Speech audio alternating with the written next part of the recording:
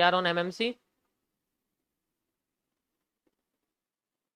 Mirror market concept.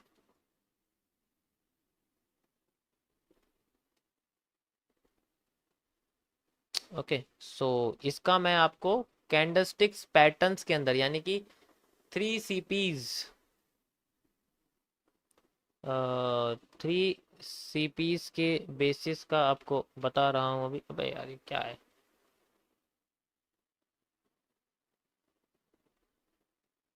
3 CP। Okay, अब ध्यान से सुनो इसको, बेस्ट। अब ध्यान से सुनो, देखो ये ऐसा कैंडलस्टिक पैटर्न है जो morning star, morning and evening star की बरादरी का है, मतलब इनकी स्पीशीज का है। Phylum CP, order MMC, and kingdom मेरा ठीक है, तो kingdom, phylum, class, CP and order हम ये पढ़ रहे हैं। तो मॉर्निंग इवनिंग स्टार है, जो मॉर्निंग इवनिंग स्टार होते हैं। क्या मॉर्निंग स्टार क्या होता है, सबको पता है मॉर्निंग स्टार क्या होता है, एक बार बता देता हूँ सबको। मॉर्निंग स्टार क्या होता है गाइस, ध्यान से सुनो, समझ में आएगा आप सबको। मॉर्निंग स्टार होता है हमारे पास, मॉर्निंग स्टार हमारा ऐसा पैटर्न होता है मार्केट में जो किस तरीके से दिखता है कि एक रेड कैंडल बनती है, ठीक है, एक रेड कैंडल होती है हमारे पास, उसके बाद इस तरीके से पैटर्न होता है, एंड उसके बाद मार्केट में एक ग्रीन कैंडल बनती है और मार्केट अपने आप को ऊपर लेके चली जाए। ये बनता है बॉटम पे, कहाँ पर, मार्केट के बॉटम पर, यानी कि सपोर्ट पर। बॉटम या सपोर्ट दो जगह पे बने हुए।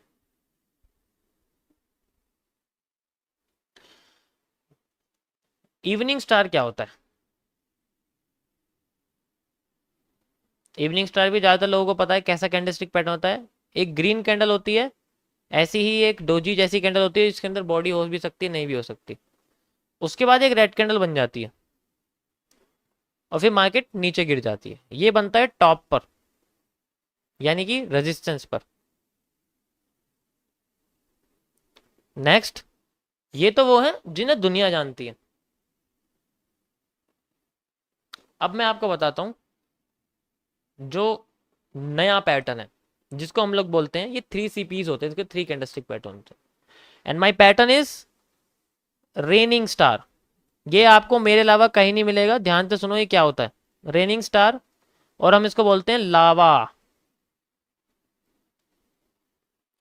ये ना तो मार्केट के टॉप पे बनता है, ना मार्केट के बॉटम पे बनता है, ये बनता है मार्केट के सेंटर पे। यानी कि जब मार्केट में ट्रेंड चल रहा हो, ध्यान से सुनो, जब मार्केट में एक ट्रेंड चल रहा हो मार्केट के अंदर, अगर green candle green candle green candle green candle बनती जा रही है, मैं थोड़ा क्लेरिफाई करके बता देता हूँ आप लोगों को, ठीक है, और क्लियर तरीके से बताता हूँ, देखो आपको मजा आएगा समझने में। आपके मार्केट में green candle green candle green candle बनती जा रही है और फिर उसके बाद एकदम से रेड कैंडल बन जाती है। थोड़ा सा और बड़ा करके दिखाता हूं, अब देखो, एकदम से रेड कैंडल बन जाती है। अब इस रेड कैंडल की जो शेडो होती है वो ऐसी होनी चाहिए, यानी कि इसका टोटल स्ट्रक्चर कैसा होना चाहिए। टोटल स्ट्रक्चर में बात करूं तो इसका स्ट्रक्चर स्पेशली इस तरीके से होना चाहिए कि पहले ग्रीन कैंडल हो ऐसे करके आपके सामने, ठीक है, उसके बाद रेड कैंडल हो ऐसे, इसकी शेडो बड़ी हो, हैंगिंग मैन जैसी हो, या फिर आप कह सकते हो कुछ ऐसे टाइप हो कि थोड़ी सी बॉडी और इसकी बड़ी हो ऐसे करके, ठीक है, वो डिपेंड करता है, वो कुछ भी हो सकता है, लेकिन इसकी शेडो नीचे होनी चाहिए, ऊपर नहीं होनी चाहिए इसकी शेडो। ये बात ध्यान रखें, ऊपर शेडो नहीं होनी चाहिए, ऊपर शेडो नहीं होनी चाहिए बिल्कुल भी, होगी तो ऊपर वाली छोटी होनी चाहिए, बिल्कुल छोटी नीचे वाली से। तो ये रेड कैंडल आपके पास ऐसी रेड कैंडल होगी। इसके बाद मार्केट में दूसरी है कि इसके बाद मार्केट में ऐसी ही ग्रीन कैंडल बननी चाहिए यहाँ पर। इन तीनों पैटर्न्स को हम लोग रेनिंग स्टार कहते हैं।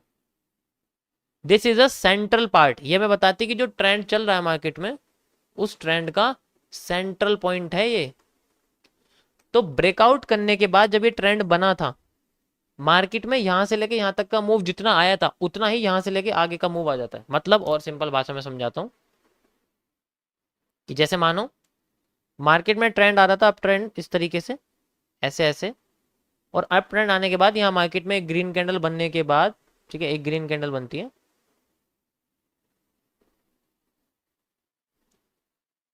इसके बाद एक रेड कैंडल बन जाती है ऐसी,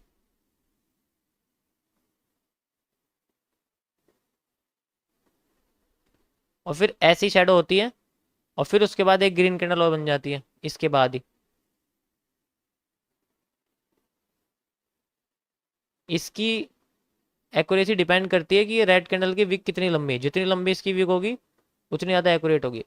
तो जितना मूव यहाँ से लेके यहाँ तक ब्रेकआउट, जैसे मान के चलो डब्लू बना था, तो डब्लू से लेके मूव जो आया था यहाँ तक, उतना ही मूव तुम्हारा इसके आगे आने वाला है यहाँ से लेके यहाँ तक। तो मार्केट फ्लोट करेगी, उतनी ही डिमांड इसकी क्रिएट करेगी।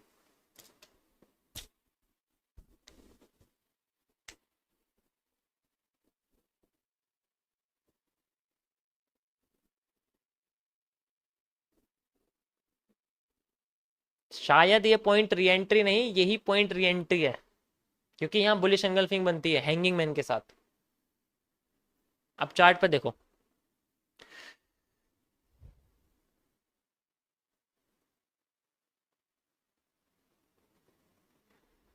मजा आया।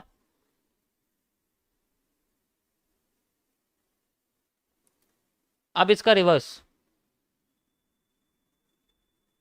जब मार्केट नीचे गिर रही होगी तो रेड रेड ट्रेंड के साथ गिर रही होगी मार्केट, मार्केट नीचे गिर रही होगी इस तरीके से, ऐसे कर करके कर करके कर।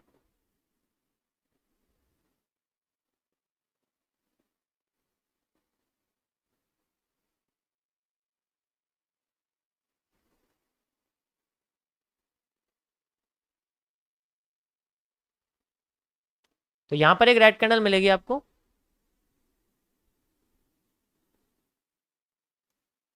इसके बाद क्या होना चाहिए, जो ग्रीन कैंडल बनेगी इसके बाद ऊपर की साइड इस तरीके से, वो एक इन्वर्टेड हैमर टाइप दिखनी चाहिए हमें, ऐसे करके उसकी विक लंबी होनी चाहिए, और फिर उसके बाद इसके बाद एक रेड कैंडल बननी चाहिए इस तरीके से इसको एनगल्फ करती हुए। तो आपको इसके अंदर एक छुपा हुआ बेरिश एनगल्फिंग का पैटर्न दिखेगा, ठीक है, और उसके बाद मार्केट मूव करने लग जाएगी। समझ आया? कैसा लगा आप लोगों को? This is called MMCs reigning star, ठीक है, this is the reigning star, इसको हम लोग रेनिंग स्टार कहते हैं। और ये इन बिटवीन स्मूथ ट्रेंड के अंदर बनता है, याद रहे सबको, ये स्मूथ ट्रेंड के अंदर बनता है। स्मूथ ट्रेंड का मतलब एक ही कलर की कैंडल गिरनी चाहिए, एक ही कलर की कैंडल आगे गिरेगी। अगर इसमें कंफ्यूज हो गए तो आप यहां पर यूज करना केसी, नी कैप का कॉन्सेप्ट यूज करना, ये मैं पहले बता चुका हूं, अगर कंफ्यूजन क्रिएट होगी तो।